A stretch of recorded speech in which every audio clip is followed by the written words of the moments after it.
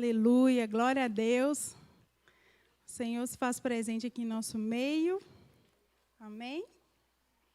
Ontem nós tivemos um evento aqui muito gostoso de mulheres. Quem gostou de participar? Amém. Todas nós, né? Fomos muito abençoadas, graças a Deus, com a presença do Senhor aqui. Mulheres de fé se cuidam. E nós, mulheres da IPJ, estamos nos cuidando. Amém? Vamos fazer uma oração antes de nós entrarmos na palavra. Convidar o pastor Sebastião para orar por nós. Para a gente meditar na palavra do Senhor.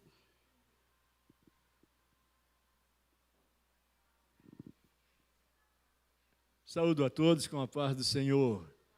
Vamos orar. Pai querido, Pai de amor, deixamos nossos lares para estar na Tua casa, para adorar o Senhor, para cultuar ao Senhor, culto que só a Ti devemos, porque o Senhor Jesus disse, aleluia, oh glória, para adorar somente ao Senhor, para cultuar somente ao Senhor. Não temos outro em quem cultuar, nós só cultuamos ao Senhor, porque o Senhor é o Senhor da glória. Pai, nós estamos, ó Senhor, aqui na Tua casa, enquanto os irmãos estão nos lares, juntamente conosco, cultuando também, que o Senhor esteja visitando a cada um, Senhor, que o Senhor venha manifestar o Seu poder para curar, libertar e salvar as vidas nessa noite. Pai, nós apresentamos a Tua serva, que estará nos transmitindo a palavra. Usa ela com graça, com sabedoria, como o Senhor tem sempre usado, Senhor. E é para a glória e honra do Teu nome. Ó Senhor, que as palavras dela não sejam as palavras dela, mas sejam as palavras do Senhor para cada ouvinte, para cada coração nesta noite. Ó Senhor, tira toda a possibilidade de Satanás prejudicar este culto nessa noite. Amarra todos os demônios e glorifica somente o nome do Senhor. Usa para a glória do Teu nome, Pai.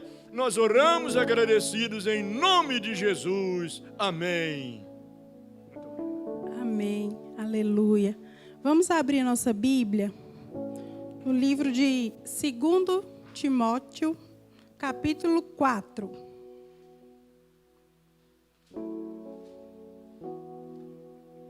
Já estou usando aqui a lembrancinha de ontem. Esse marca Bíblia, marca página maravilhoso. Que a nossa irmã Eunice fez para nós com todo carinho. Vamos abrir em 2 Timóteo, capítulo 4, versículo 9 a 21. Nós vamos meditar nessa noite nas últimas palavras que Paulo escreveu na Bíblia. São as últimas palavras de despedida dele. Ele escreveu pouco antes do seu martírio. Ele já estava preso, já estava condenado à morte. E ele escreveu essa carta para Timóteo, para trazer algumas orientações para ele.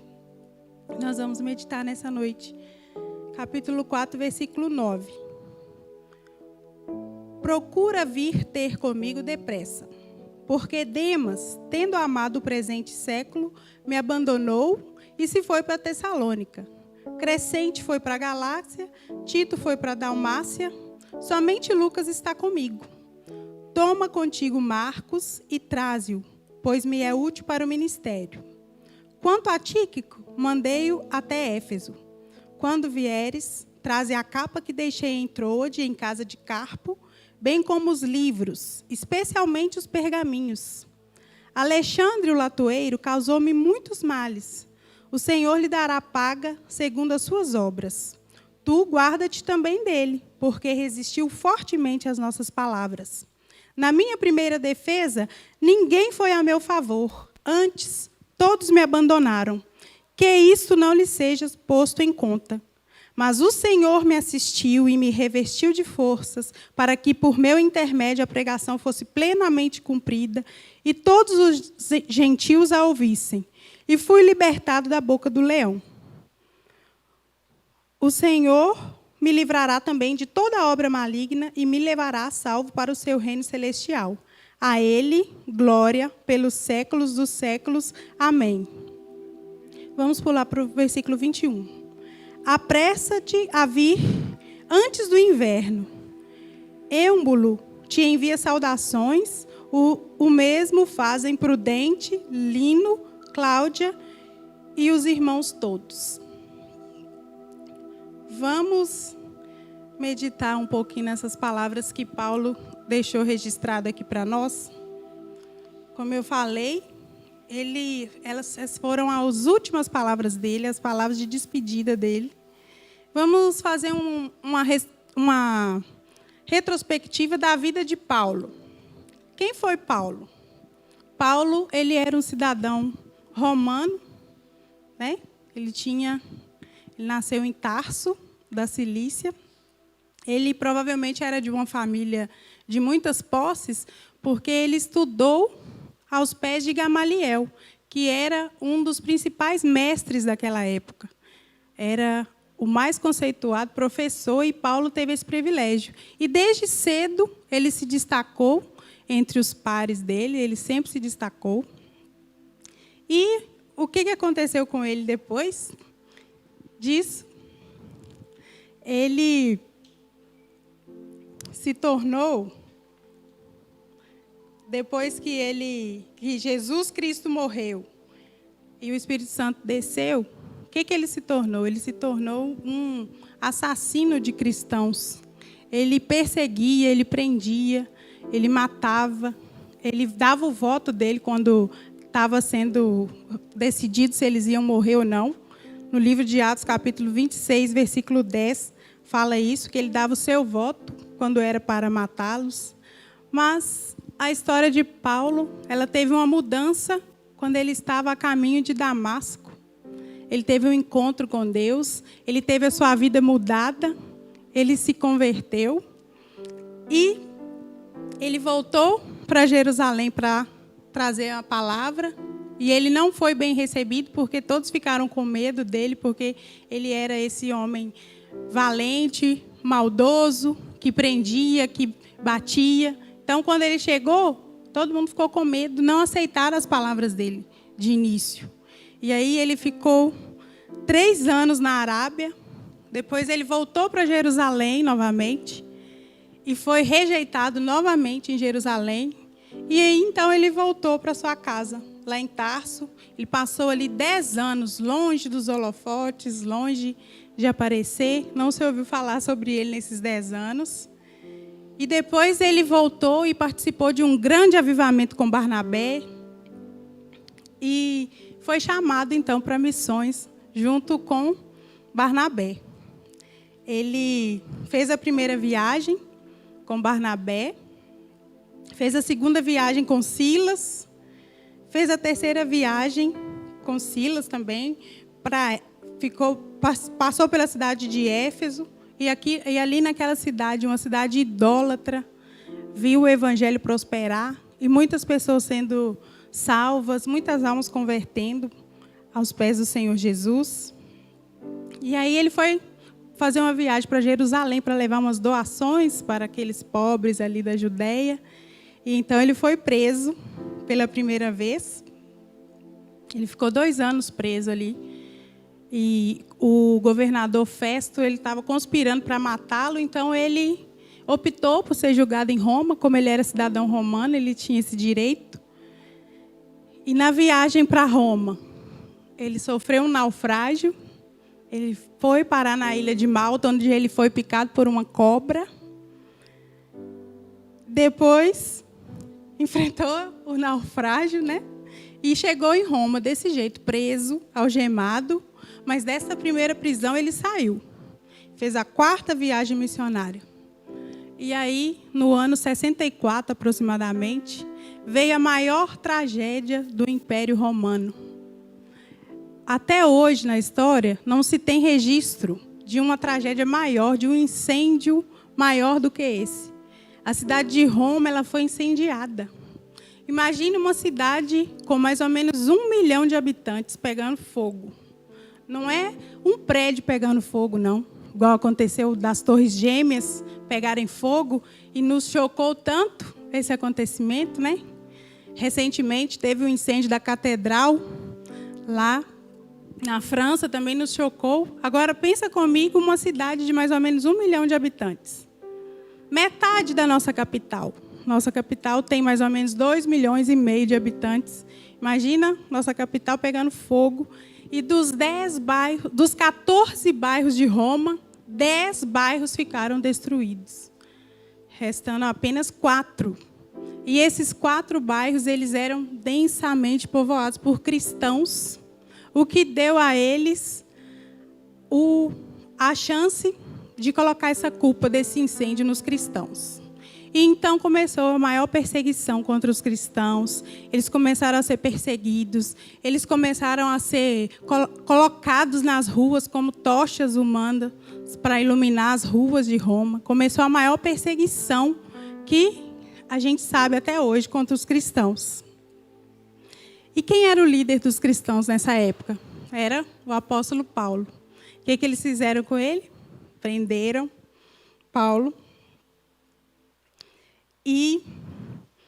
Só que da primeira vez, ele tinha sido preso como pastor, como pregador, como alguém que estava atrapalhando a ordem ali. Só que agora, dessa vez, não. Ele já foi preso.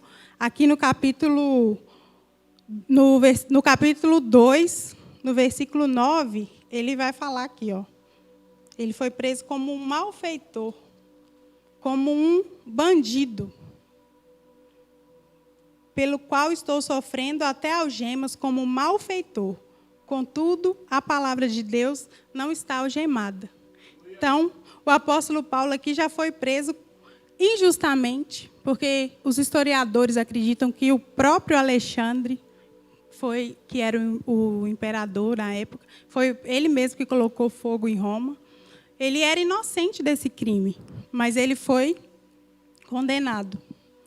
E é nesse contexto que nós vamos refletir hoje, de um homem velho, um homem cheio de cicatrizes, um homem preso, já condenado por um crime que ele não cometeu, que ele, longe de se mergulhar no desespero, de cair no tormento emocional, longe disso.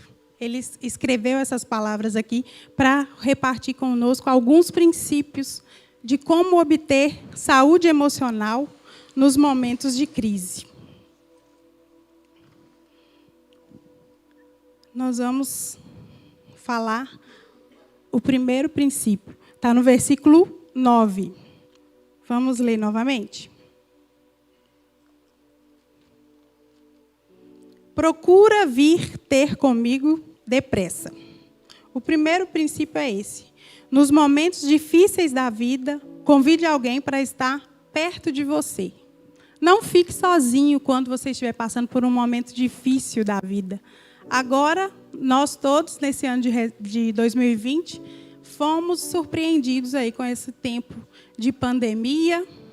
Pegou todo mundo de surpresa, mudou nossos planos, né? Ninguém esperava por isso, mas nós estamos vivendo esse tempo. E agora essa palavra veio bem no tempo oportuno. Eu recebi essa palavra mais ou menos no início desse ano, bem antes de começar essa pandemia. Não tinha ainda a pandemia, não. E quando Deus nos traz uma palavra, Ele está nos preparando, né? Para alguma coisa que está vindo por aí. E aí, quando umas 2 semanas atrás, o Wellington me perguntou se eu poderia trazer uma palavra, e eu tinha recebido essa palavra e estava aguardando o momento de compartilhar com vocês, né? E quando ele me perguntou, na hora ardeu ali no meu coração. É agora, é hoje.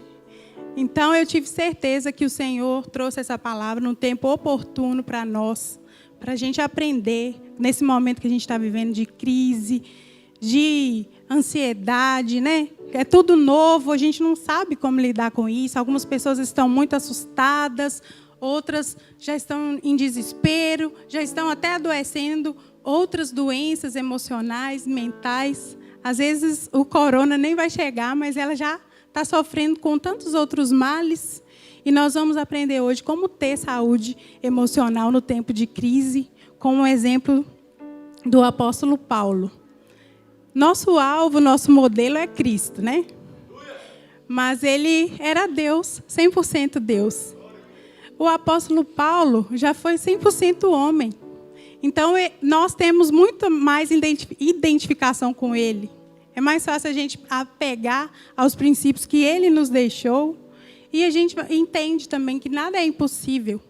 Tudo que chega até nós, que vem até nós, é porque nós temos condições, é porque Deus tem um propósito em tudo que acontece, e nós vamos aprender como ter saúde emocional. No versículo 9, então, ele chama Timóteo para vir ter com ele depressa.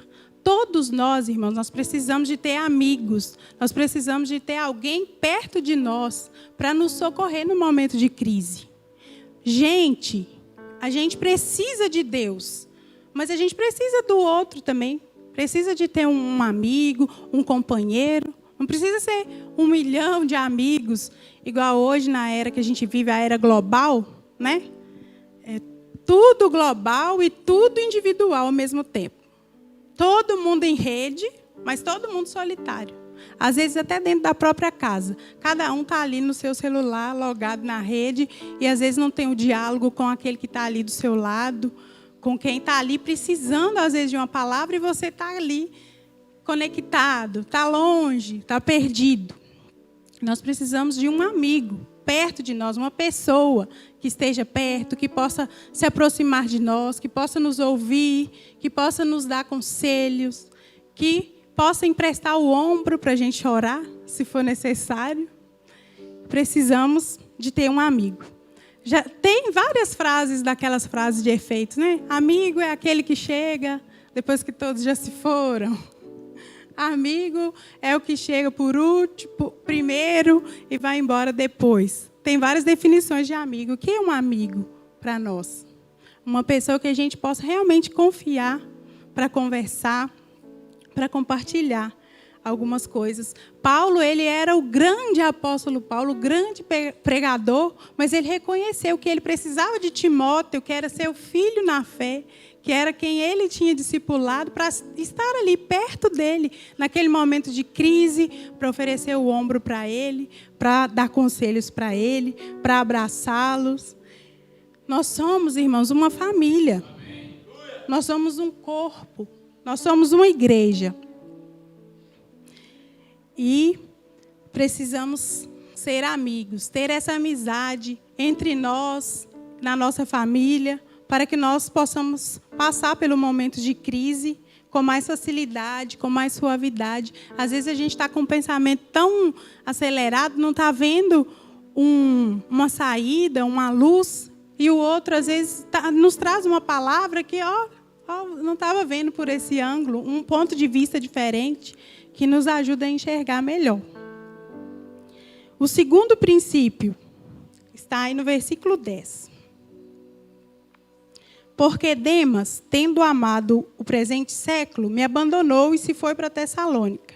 Crescente foi para a Galácia, Tito foi para a Dalmácia.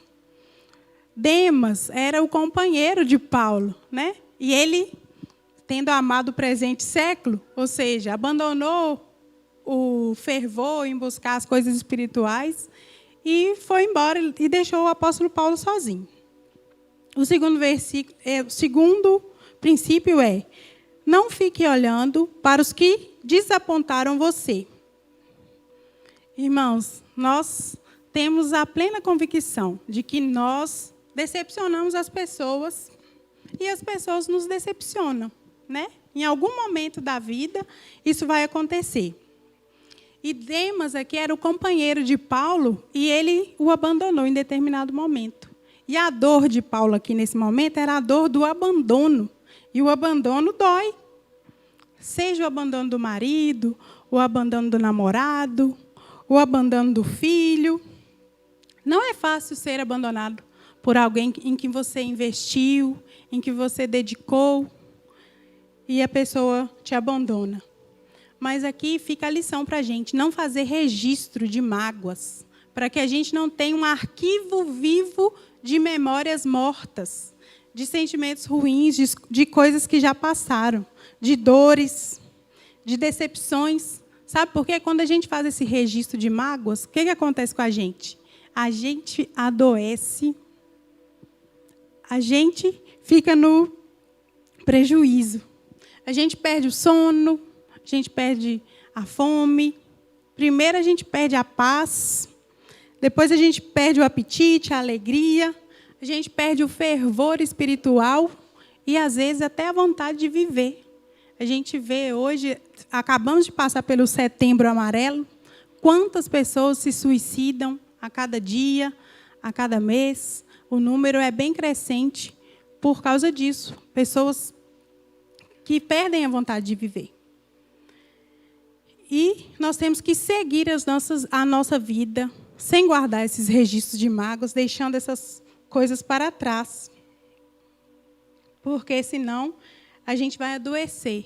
Então, irmãos, eu peço, em nome de Jesus, que você não guarde mágoas, que você possa espremer o pulso dessa ferida existencial, que você possa liberar perdão, não registrar, porque faz mal somente para você. Não prejudica o outro, prejudica a gente mesmo, e nós precisamos seguir olhando para Jesus, que é o nosso modelo, é o nosso alvo. O terceiro princípio está no versículo 11. Somente Lucas está comigo. Toma contigo Marcos e traze-o, pois me é útil para o ministério. O terceiro princípio é esse. Saiba pedir perdão e perdoar a quem te ofendeu. Gente, destravar a liberação de perdão é uma cura que a gente não tem noção. Não temos noção do quanto isso liberta, do quanto isso nos cura, do quanto isso nos traz paz e descanso no Senhor. Saiba pedir perdão e perdoar aqueles que te ofenderam. Para a gente entender essa história aqui, a gente tem que voltar um pouquinho atrás, lá no livro de Atos, em Atos capítulo 13, versículo 13. Na primeira viagem missionária de Paulo, foi Barnabé e Saulo para a viagem, e João Marcos foi com eles. E o que aconteceu? No meio da viagem, João Marcos voltou para trás. Abandonou os dois missionários. E Paulo ficou muito bravo com essa situação do abandono de João Marcos. Aí passou. Quando foi fazer a segunda viagem missionária, que Paulo chegou para Barnabé e chamou ele para ir fazer a segunda viagem, aí o Barnabé queria levar o João Marcos de novo. E o Paulo ficou muito bravo, que não aceitava, não ia levar aquele menino com ele de jeito nenhum, que não achava justo levar aquele que os abandonou no meio do caminho. Ele não quis levar. E Lucas, que escreve o livro de Atos, ele falou que houve tal desavença que eles não puderam mais caminhar juntos. Aí, Barnabé foi com João Marcos para um lado, Paulo arrumou outro companheiro, Silas, e foi para outro. Só que aí o tempo passou. Esse Marcos, ele foi muito abençoado, ele amadureceu, ele cresceu no Evangelho. Ele foi... Esse Marcos é o apóstolo Marcos, é o mesmo. Ele foi o primeiro que escreveu o Evangelho de Marcos, foi o primeiro evangelho a ser escrito. E ele se aproximou do apóstolo Pedro, e ele desenvolveu, e ele cresceu espiritualmente e ganhou vidas. E Paulo, o que aconteceu com Paulo agora, nessa situação, anos para frente, né? Bem depois. Paulo já estava ali, velho, no fim da vida, preso, e ele começou a pensar, meu Deus, como eu fui injusto com aquele rapaz, ele era jovem, eu não tive tolerância com ele, eu não quis mais, para mim, como se errou uma vez, não servia mais para mim. Ele pede Timóteo para traz o João Marcos, que ele não queria encerrar a vida dele sem consertar com João Marcos. Agora ele reconheceu que ele era útil para o Evangelho, e ele foi muito útil mesmo. Então, Paulo reconheceu que ele precisava resolver essa situação, pedir perdão para João Marcos, para que ele pudesse ficar tranquilo com a sua consciência e ficar em paz. E ele teve coragem, né, irmãos, de reconhecer o erro. Às vezes a gente erra com as pessoas e às vezes a gente não tem coragem de reconhecer o erro. Mas nós temos que ter coragem de reconhecer o erro. E, em nome de Jesus, eu peço a vocês que não deixem relacionamentos pendentes. Se tem pessoas feridas para trás, procura, conserta, para que você fique tranquilo diante de Deus, para que você tenha saúde emocional. Restaure, irmãos, qualquer relacionamento que tiver quebrado, às vezes na nossa própria casa, às vezes na nossa família, às vezes no nosso local de trabalho, tem relacionamentos pendentes. Vamos resolver para a gente ficar em paz, conforme um servo do Senhor deve agir. O quarto princípio: não importa o problema que você esteja passando, não se afaste da palavra de Deus. Está no versículo 13. Quando vieres, traze a capa que deixei em Troade, em casa de Carpo, bem como os livros, especialmente os pergaminhos. Irmãos, talvez nós estejamos passando por uma tempestade nesses tempos. Estejamos passando por crise financeira, por doença na família. Talvez a gente foi vítima de injustiça em algum negócio, foi vítima de injustiça no trabalho. E talvez um problema de saúde difícil na família. E, às vezes, essa situação chega a fazer a gente ficar decepcionado com Deus, como se Ele tivesse culpa de alguma coisa que nós estamos... Que a gente fica sem nutrição espiritual. Nós precisamos ler. O pastor sempre fala, um dia que não lê a Bíblia é um dia perdido. E é verdade, isso aqui é o nosso alimento. Se a gente não tivesse isso aqui, ai de nós, como que nós estaríamos hoje? Nós temos que entender que Paulo, irmãos, ele estava sendo acusado de um crime ali, de que ele era totalmente inocente. Ele não era líder dos incendiários de Roma. E ele estava ali, preso naquela situação, e ele pensou, eu não posso abrir mão da palavra de Deus, eu não posso abrir mão de estudar, de crescer mais um pouco, de aprofundar na palavra de Deus. Traz os livros. E Paulo estava numa masmorra, era uma prisão escura, úmida. Às vezes nem tinha como ele ler ali direito, mas ele queria que trouxesse.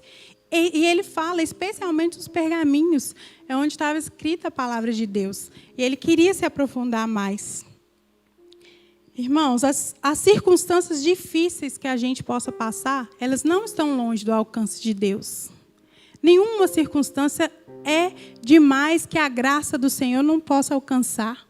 Então, nós não podemos nos abater por causa disso.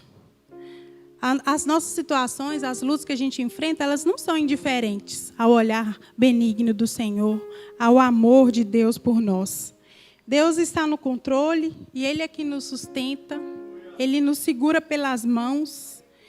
E não abra mão, irmãos, da palavra de Deus. Não abra mão de entoar louvores ao Senhor todos os dias. Não abra mão de participar da igreja do Senhor. Não abra mão de florescer onde você foi plantado.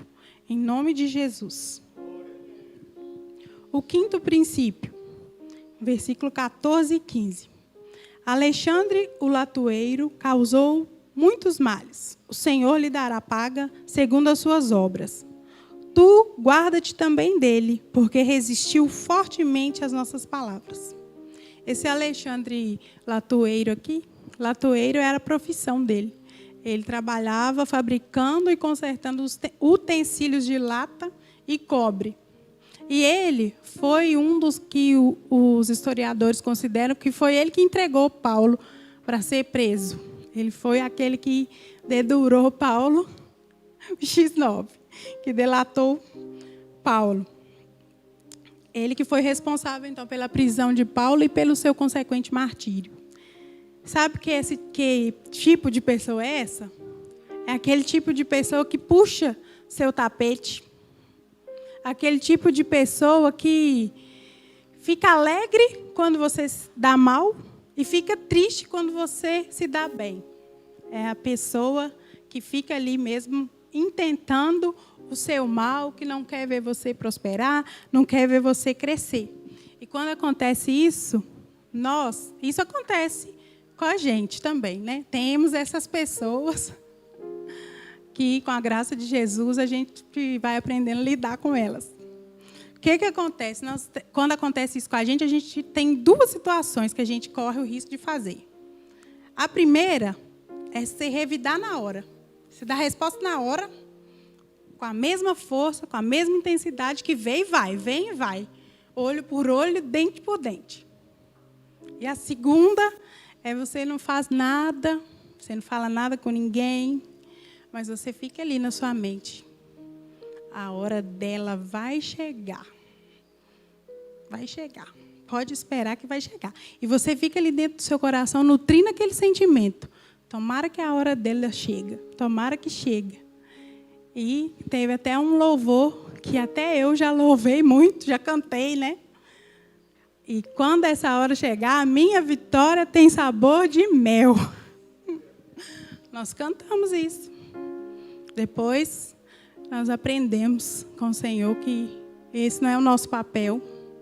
Nós não estamos aqui para ter sabor de mel na vitória contra o outro, porque nós sabemos que a nossa luta ela não é contra carne e sangue. O Senhor Jesus ele já falou, nossa luta não é contra carne e sangue, é contra as potestades. E o que o inimigo usa mais para nos ferir, para nos alcançar, para nos atingir? Carne e sangue. Então, temos que lembrar sempre, da nossa luta não é contra carne e sangue. E quando a gente age dessa forma, querendo trazer a vingança, querendo fazer justiça com a nossa própria mão, é como a gente tomasse um veneno, pensando que o outro que vai morrer. Sendo que quem está morrendo é a gente mesmo, que está bebendo esse veneno. E a gente se destrói. Irmãos, nós não sabemos lidar com isso. Nós não sabemos fazer justiça própria. Então, nós temos que deixar na mão de Deus, porque Ele sabe lidar com isso. E quando a gente quer fazer justiça com a nossa própria mão, a gente usurpa um direito que é exclusivo de Deus. Que a palavra do Senhor fala que a mim pertence a vingança, diz o Senhor. Eu retribuirei. Então, irmão, se alguém estiver fazendo mal contra você, estiver falando mal de você, estiver espalhando boato a seu respeito, entregue essa pessoa na mão de Deus. Porque Ele sabe cuidar. A gente não sabe cuidar. Eu não sei cuidar, você não sabe cuidar.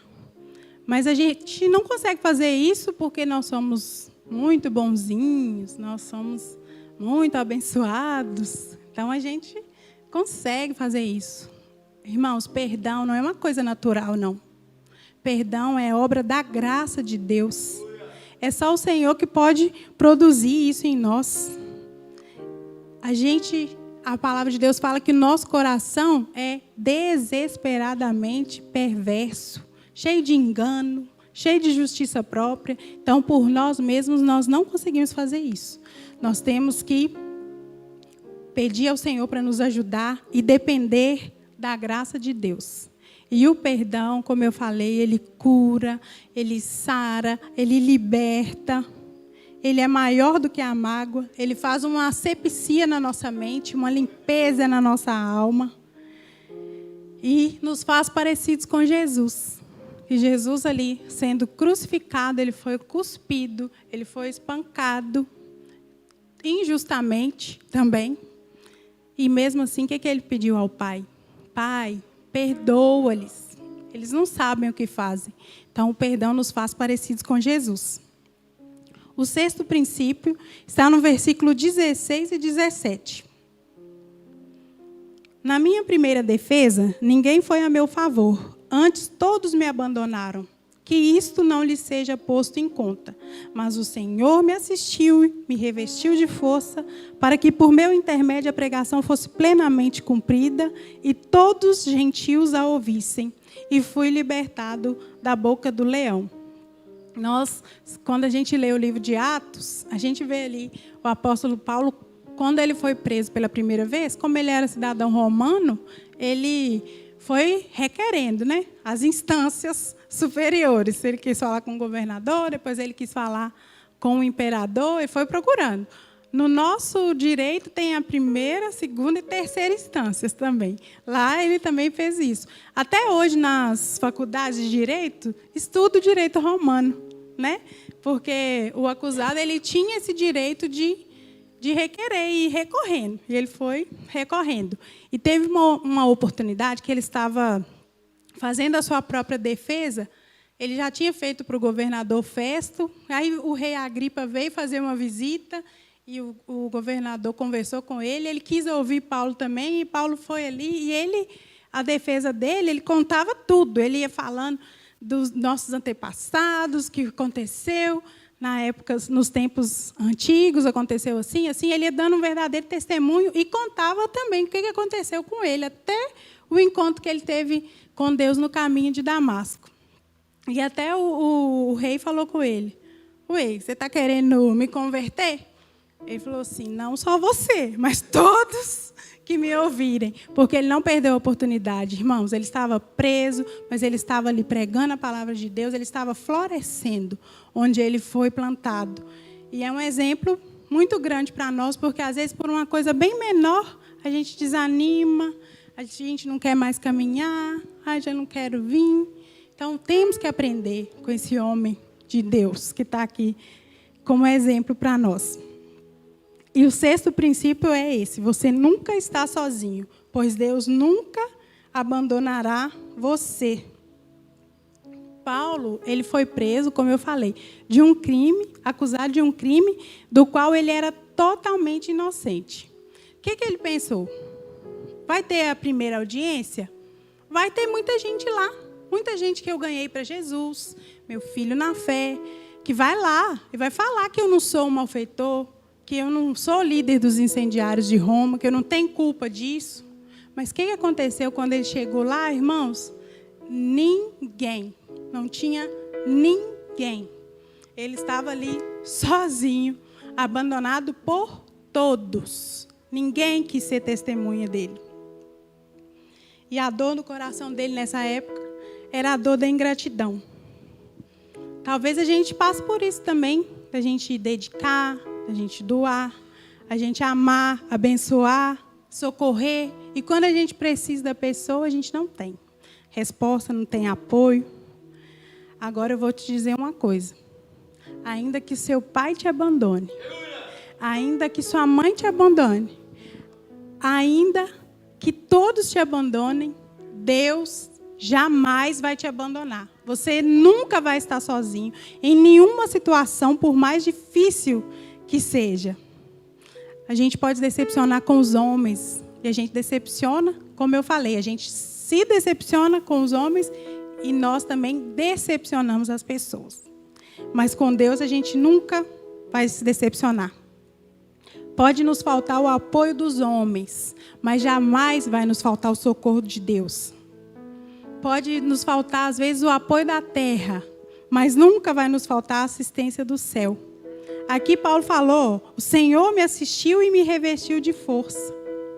Então, irmão, não importa a situação que a gente está vivendo, de enfermidade, de injustiça, de ingratidão, Deus nos sustenta, e essa é a nossa esperança.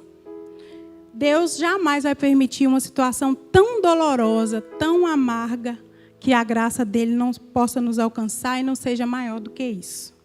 Então, você não está sozinho. Deus está com você. E o último princípio está no versículo 21. Apressa-te a vir antes do inverno. No versículo 9, ele fala para Timóteo vir depressa. E depois, no versículo 21, ele fala para ele vir antes do inverno. Nós temos que entender uma coisa aqui. Quando Paulo optou por ser julgado em Roma, e estava aproximando o inverno, eles iam fazer a viagem, ele falou para o comandante do navio que não era recomendável fazer aquela viagem, porque estava chegando o inverno, ia ser um tempo difícil, porque naquela época, No inverno não se navegava com segurança, até hoje. No inverno não é com segurança para navegar. Mas hoje nós temos os transatlânticos aí, com todos os recursos tecnológicos. E naquela época os navios eram muito simples. E ele falou, nós vamos perder o navio, é perigoso todo mundo morrer. Mas o comandante não ouviu e quis seguir a viagem e deu no que deu. Eles perderam a carga do navio e sofreram um naufrágio terrível. E como estava aproximando o inverno, ele falou para Timóteo, vem depressa, porque quando começar o inverno, você não vai poder vir. E aí vai passar o tempo, e aí pode ser que quando você vier, eu já fui degolado, a minha sentença já foi cumprida. Então você vem depressa, vem rápido.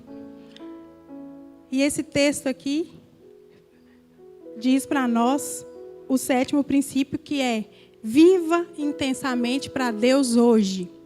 O que nós podemos fazer somente hoje. No tempo que a gente pode fazer alguma coisa é hoje. No amanhã, a gente nem sabe se vai chegar. Então, a gente tem que correr para fazer hoje. Se quiser, ele falou para Timóteo, vem depressa, porque se você quiser fazer alguma coisa por mim, Timóteo, se você quiser me ouvir, se você trouxer as coisas que eu te pedi, vem depressa, porque depois pode ser que não vai dar tempo. Então, fica a lição para a gente. Se a gente quiser demonstrar carinho para a nossa família, vamos demonstrar hoje. Ou amanhã, a gente não sabe se vai chegar. Se a gente quer honrar a nossa igreja, vamos honrar hoje. Se você quiser fazer uma visita para alguém que está doente, alguém que está precisando de uma visita, faça hoje. Porque pode ser que amanhã não vai dar tempo. Faça enquanto é tempo, irmãos. Porque depois só resta o remorso. E aí não adianta mais nada. Elogie as pessoas em vida. Nós temos uma cultura de, no velório da pessoa, ela só recebe elogio. Um monte de elogio. Que às vezes em vida ela nunca recebeu um elogio daquele. Então vamos elogiar enquanto é tempo. Enquanto tem vida, enquanto dá tempo. Dê flores em vida. No velório também a gente vê flores, coroas de flores. Tem velório que você vai lá, tem 90 coroas de flores, 30 coroas de flores. Às vezes a pessoa não recebeu nenhuma flor em vida. E depois, quando ela morre, ela recebe aquele tanto de flor. Então vamos elogiar enquanto há tempo, dar flores enquanto é tempo. E sabe por que acontece isso? A pessoa, quando morre, recebe elogio, recebe flor. Porque para nós, irmãos, a voz do remorso, ela fala mais forte que a voz da gratidão.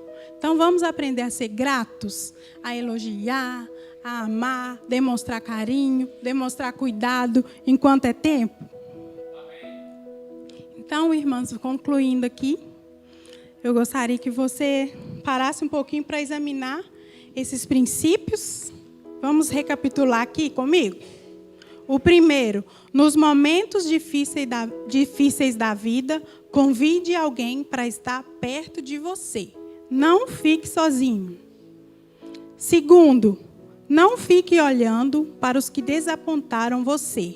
Olha para Jesus, que Ele não nos desaponta. Terceiro, saiba pedir perdão e perdoar. O quarto, não importa o problema que você esteja passando, não se afaste da palavra de Deus, jamais abandone a palavra de Deus, que é nosso alimento. O quinto, deixe o Senhor tratar aqueles que fizeram mal a você. E o sexto, você nunca está sozinho, pois Deus jamais abandona você. E por último, viva intensamente para Deus hoje. Gostaria que você parasse para examinar esses 7 princípios que podem trazer saúde emocional e espiritual para o seu coração. Agora, se a gente comparar a nossa vida com a de Paulo, a nossa carga vai ficar bem mais leve que a dele, não vai? E ele nos ensinou esses princípios maravilhosos para a gente ter saúde espiritual e emocional. Não importa o que aconteça, Deus está conosco.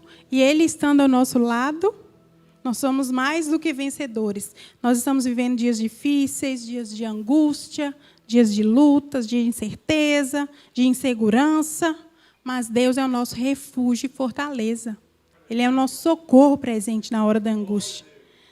Ele, nesse momento, eu tenho sentido assim, atravessando esse momento, carregada no colo, porque não tem outra opção para a gente passar por um momento tão difícil quanto esse que a gente está vivendo agora. E o Senhor nos carrega no colo, Ele nos dá a sua graça e nos encoraja para voltarmos para a nossa casa hoje, curados, com o óleo terapêutico do Espírito Santo, banhando o nosso coração, curando as nossas memórias, as nossas marcas. E eu quero interceder ao favor da sua vida, da sua casa, da sua família, do seu trabalho, dos seus negócios e, sobretudo, da sua vida espiritual, que é o mais importante. Vamos colocar nossas vidas nas mãos de Deus. Vamos ficar de pé, vamos fazer uma oração. Eu quero convidar o Ministério de Louvor para finalizar com um louvor. E vamos orar e agradecer ao Senhor nessa noite. Senhor, o Senhor é o nosso refúgio, o Senhor é a nossa fortaleza, o Senhor é o nosso socorro. Nesse tempo tão difícil que nós estamos vivendo, só o Senhor, meu Pai, para nos ajudar. O Senhor conhece a vida de cada um. Nós somos as meninas dos seus olhos, ó Pai. O Senhor sabe o drama de cada um, a dificuldade de cada um, em que cada um precisa melhorar, meu Pai. Que o Senhor possa nos ajudar, Senhor. Que nós possamos, ó Deus, voltar para a nossa casa com óleo de alegria, Senhor. Com cânticos na nossa boca, meu Pai. Revestidos pelo Teu Espírito Santo, pela Tua graça, meu Pai.